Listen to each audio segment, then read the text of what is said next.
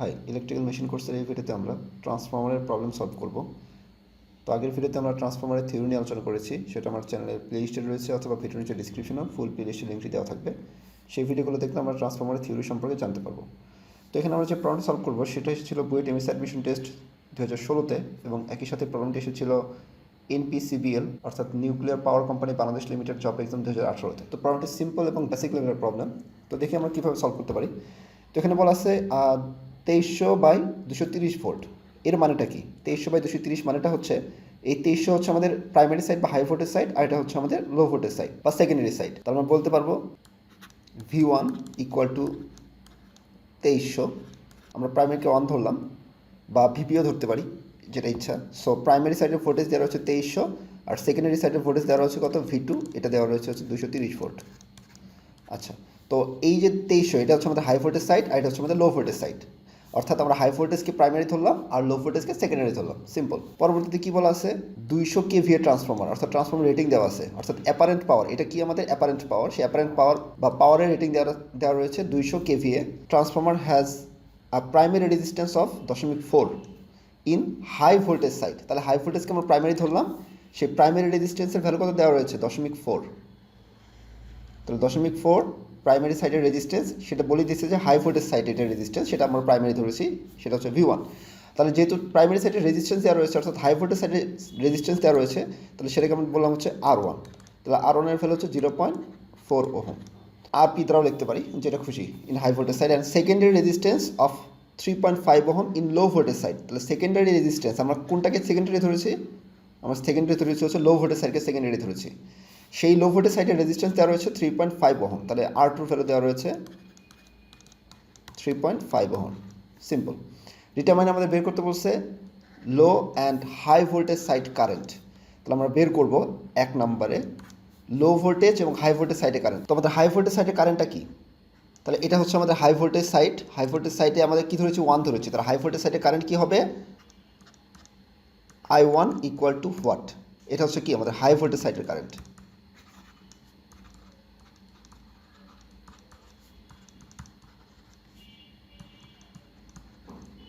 ওকে, দেন পরবর্তীতে আমাদের কী বের করতে বলছে? যে লো ভোল্টেজ সাইডে কারেন্ট। এটা হচ্ছে আমাদের লো ভোল্টেজ সাইড। লো ভোল্টেজকে আমরা কী ধরেছি? 2 ধরেছি। তাহলে লো ভোল্টেজ সাইডে কারেন্ট I2 = হোয়াট? তাহলে এটা হচ্ছে আমাদের লো ভোল্টেজ সাইড কারেন্ট। ওকে, বোঝার জন্য আমরা এটা লিখে দিলাম।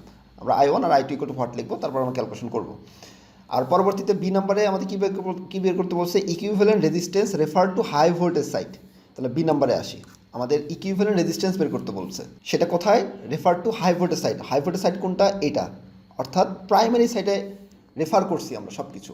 আমাদের যে সেকেন্ডারিতে যে রেজিস্ট্যান্সগুলো ছিল সেগুলোকে আমরা প্রাইমারিতে রেফার করে ইকুইভ্যালেন্ট রেজিস্ট্যান্সে ভ্যালু বের করবো। এটার থিওরি আমি ইতিমধ্যে আলোচনা করেছি। যদি প্রবলেম থাকে তাহলে আমরা থিওরিটা দেখে নেব, তাহলে আমরা এখানে ইজিলি প্রবলেমটা সলভ করতে পারবো। তাহলে যখন আমরা সেকেন্ডারি থেকে রেজিস্ট্যান্সটা প্রাইমারিতে রেফার করবো, তাহলে সেটার জন্য আমরা কী লিখেছিলাম? R01 লিখেছিলাম। অর্থাৎ R01 কি? Total equivalent resistance refer two primary side. তাহলে R01 কি আসবে আমাদের? সিম্পল R1 যোগ আর R2কে আমরা কোথায় প্রাইমারিতে রেফার করছি? অর্থাৎ R2 প্রাইমারি। আর এটার সূত্র তো আমরা ইতিমধ্যে জানি। সূত্র আমরা একটু পরে যখন এটা বের করবো তখন দেখব। তো ফার্স্টে আমরা I1টা বের করব। তাহলে I1 বের করার জন্য এখানে কী কী দেওয়া আছে? এত kVA ট্রান্সফর্মার।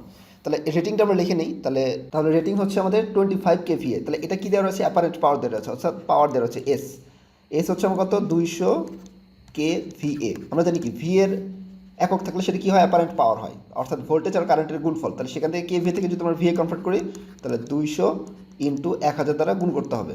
তাহলে 10⁻³ মানে 1000 এত VA। তাহলে এটা পেলাম হচ্ছে আমাদের অ্যাপারেন্ট পাওয়ার।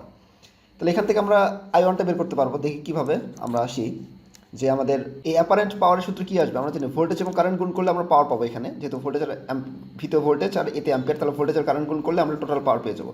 আর ট্রান্সফর্মারের ক্ষেত্রে আমরা কী জানি? যে প্রাইমারি সাইডে যে পাওয়ার থাকে সেকেন্ডারি সাইডেও সেম পাওয়ার থাকে। তাহলে ট্রান্সফর্মারের বৈশিষ্ট্য রয়েছে একটা, সেটা হচ্ছে প্রাইমারি সাইডে যে পাওয়ার এবং ফ্রিকোয়েন্সি যেটা থাকবে, সেকেন্ডারি সাইডেও পাওয়ার এবং ফ্রিকোয়েন্সি সেম থাকবে, বাট ভোল্টেজটা কম বেশি হয়। এটা আমরা থিওরিতে আলোচনা করেছিলাম।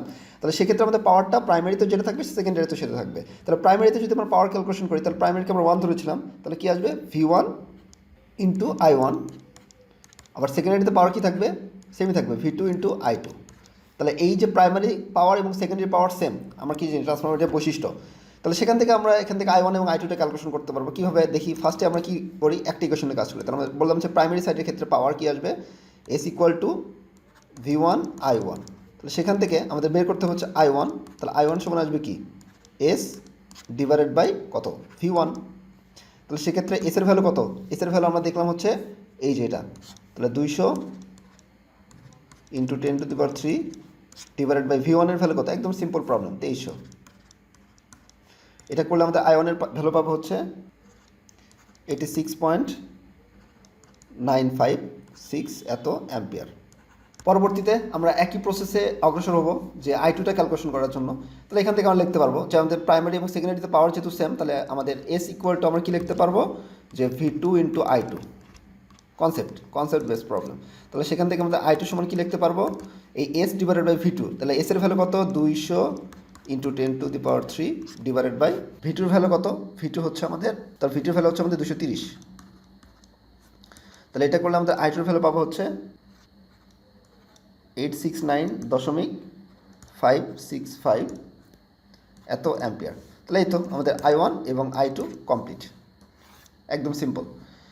এখন আসি হচ্ছে আমাদের বি নাম্বারে, যে এই R01, তাহলে equivalent resistance refer to high voltage side বা প্রাইমারি সাইডে টোটাল ইকুইভ্যালেন্ট রেজিস্ট্যান্স আমরা বের করবো। তাহলে R01 সমান আমরা কি বললাম যে এটা বের করবো, সেটা হচ্ছে R1 যোগ R2 প্রাইম। তাহলে এখান থেকে আমাদের দেখেছিলাম যে সূত্রটা কীভাবে মনে রাখতে হয়। তাহলে ফার্স্টে আমরা শিখেছিলাম হচ্ছে কি ক খ গ গুণ আগে আসে, তাহলে ফার্স্টে শিখেছিলাম হচ্ছে আমাদের সেকেন্ডারি থেকে প্রাইমারিতে রেফার করা হয়, তাহলে সেক্ষেত্রে গুণ আসবে। তাহলে আমাদের সূত্রটা কীরকম আসবে, R1 প্লাস এ স্কোয়ার ইন্টু R2।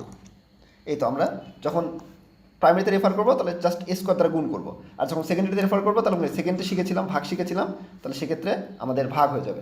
এটা আমরা মনে রাখার টেকনিক আমরা থিওরি ভিডিওতে দেখেছিলাম। তাহলে জাস্ট আমরা যদি এটা না বুঝি তাহলে আমরা R01 রেফার করলে অর্থাৎ প্রাইমারিতে রেফার করলে সূত্র আসবে R1 প্লাস R2 প্রাইম, তাহলে সেখান থেকে আমাদের এই R2 প্রাইম আসবে হচ্ছে এ স্কোয়ার ইন্টু R2। তাহলে R1 এর ভ্যালু কত, R1 এর ভ্যালু আমরা দেখলাম হচ্ছে 0.4 প্লাস এ মানে কি, এ হচ্ছে আমাদের ট্রান্সফরমারের রেশিও।